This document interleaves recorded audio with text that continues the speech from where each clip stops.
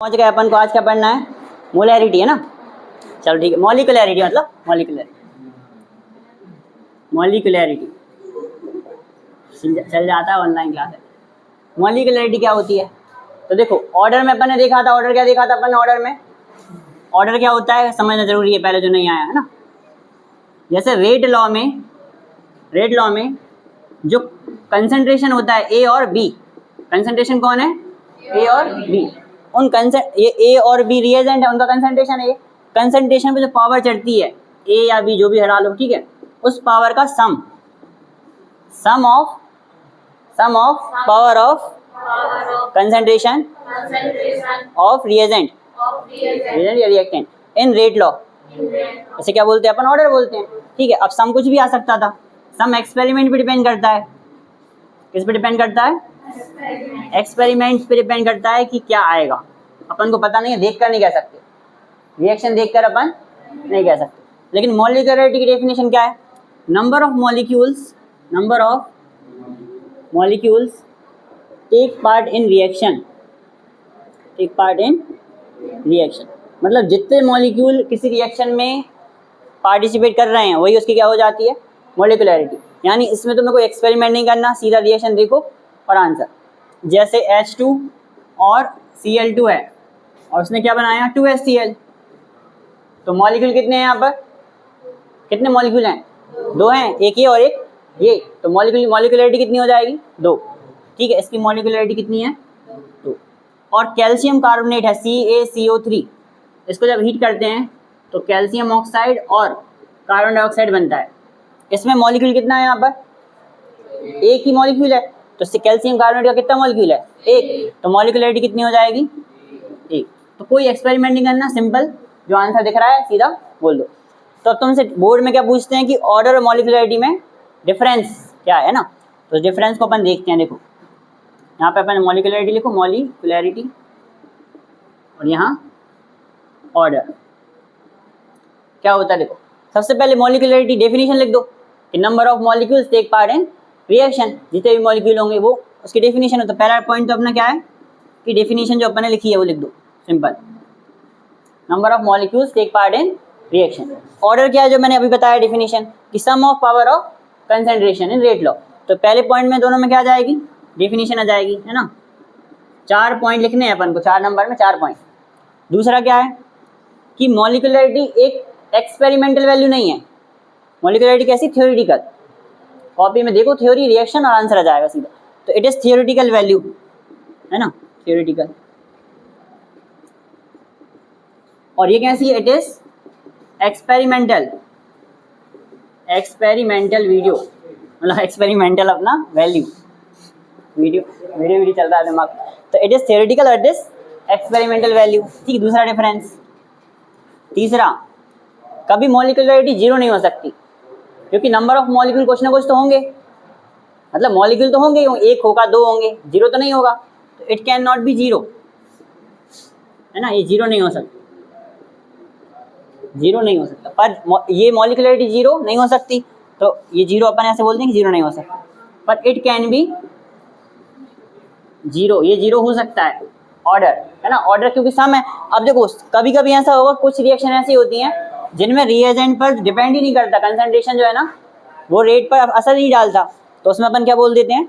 0 है। आंसर कितना हो गया? 0, है ना। तो फोर्थ क्या है अपने पास? ये तो 3 पॉइंट हो गए। फोर्थ पॉइंट क्या है? इसमें कभी भी हाफ, 2.5, 3.5 नहीं आ सकता, पर ऑर्डर में आ सकता है, आता है ना। ऑर्डर में कैसे आएगा मैं बताऊं। देखो कभी कभी एक्सपेरिमेंट में ऐसा तुम्हें दिखेगा कि इसको डबल करने पर रिएक्शन 4 टाइम्स हो रही है। कितने टाइम्स हो रही है? 4 टाइम्स। तो अपन बोलेंगे कि इसका ऑर्डर क्या है? 2 है। पावर कितनी हो गई? 2। अगर पावर 2 हुई तो इसको तुम 2 है 2 से 4 करोगे तो उसके स्क्वायर टाइम्स बढ़ जाएगी। मान लो 1 होता, 1 की पावर 2 मतलब 1, और 2 की पावर 2 मतलब 4। तो इसको डबल करने पर रिएक्शन 4 गुना हो गई, है ना। तो अपन बोलेंगे ऑर्डर कितना है? 2 है। पर अगर मान लो 1.5 पावर होती, यहाँ कितनी होती? 1.5। तो 1.5 पावर में क्या आता? देखो 1 की पावर कुछ नहीं, 2 की पावर 1.5 सॉल्व कर लोगे। 2 की पावर 1.5 कैसे सॉल्व करेंगे?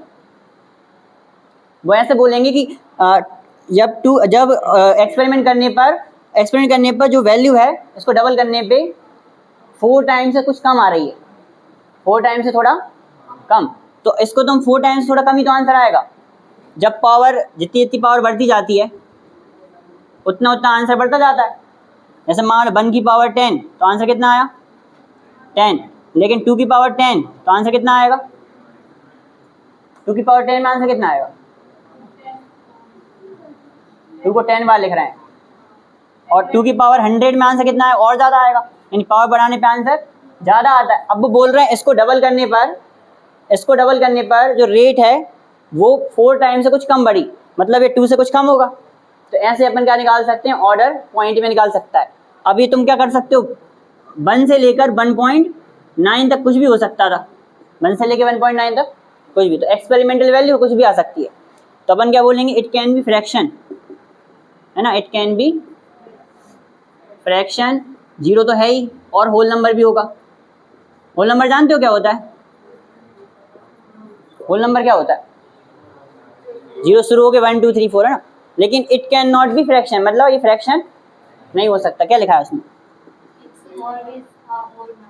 हाँ तो होल नंबर होगा हमेशा, है ना, इट्स ऑल, हाँ होल नंबर होगा मतलब इसमें फ्रैक्शन नहीं होगा, है ना। ये इसमें क्या लिखा है, 0 तो पहले लिख दिया, फ्रैक्शन वो हो ही सकता है और होल नंबर भी हो सकता है, सब कुछ हो सकता है, पर ये हमेशा क्या होगा, सिर्फ होल नंबर, मतलब उसमें 0 नहीं आएगा, फिर 0 उसमें नहीं आएगा, 1 से शुरू होगा और फिर एंड तक जाएंगे, है ना।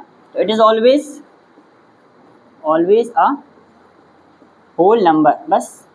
तो ये तुम्हारे पास 4 डिफरेंस आएंगे तो कर दोगे साथ में। इसमें कहीं कोई डाउट है किसी को कि भैया हमें दिक्कत है, समझ में नहीं आया, डाउट है कहीं, कोई दिक्कत है नहीं है, चलो ठीक है। तो अब इसकी आगे कहानी देखें, आगे क्या पढ़ना है, 5 एक और है, बताओ। हाँ एक और है, देखो मॉलिक्यूलरिटी क्या होती है, मॉलिक्यूलरिटी कभी भी मैकेनिज्म नहीं बताएगी रिएक्शन किस तरीके से रिएक्शन हुई, क्योंकि थ्योरेटिकल वैल्यू है तो तुम्हें कुछ बताएगी नहीं, उसकी इन्फॉर्मेशन नहीं देगी। तो ये कभी भी मैकेनिज्म के बारे में जानकारी, मैकेनिज्म के बारे में इंफॉर्मेशन नहीं देती।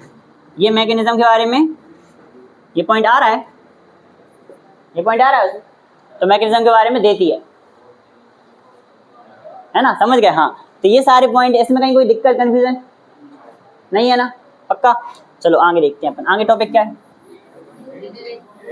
Integrated rate law. हाँ बहुत इंपॉर्टेंट है, इंटीग्रेटेड रेट लॉ। रोक देना इसको, रोक दो देख लें अपन।